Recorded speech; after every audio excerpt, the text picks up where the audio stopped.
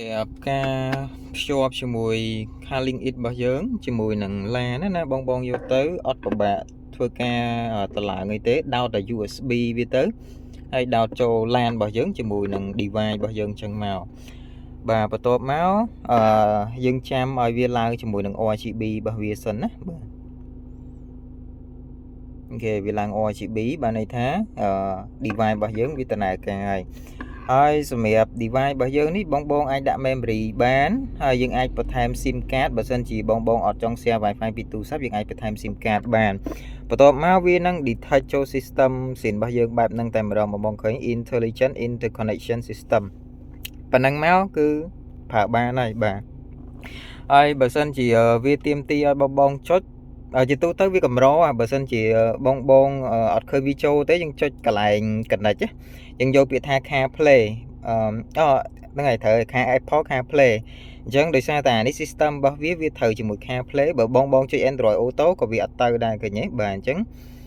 បងត្រូវចុច car play នេះមកបាទអញ្ចឹងវា run ដោយ car play ឃើញទេបាទ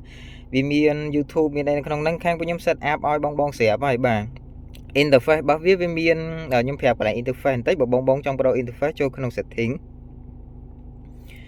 បាទ display desktop style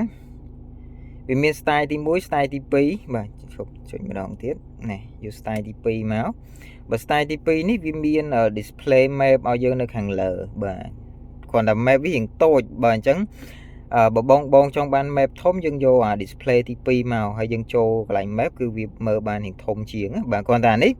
វាមាននេះវាចេះដូចថាបងចង់ចូលអីយើងត្រូវចុចកន្លែង app អញ្ចឹងបាទអញ្ចឹងយើងចូលមក home វិញចុច setting ខ្ញុំយក style ទី1វិញបាទអញ្ចឹងសម្រាប់ខ្ញុំចង់បាន style ទី1វាល្អជាងទី2ដោយសារតែកន្លែងនេះវារៀងធំជាងបាទអញ្ចឹងឲ្យវា run តិចមកជាមួយខ្ញុំចូល Google Map បាទនេះគឺវារៀងធំជាងបាទអញ្ចឹងអាចយក style ទី1ក៏បាន style ទី2ក៏បានតាមអ្នកនរគ្នាស្រឡាញ់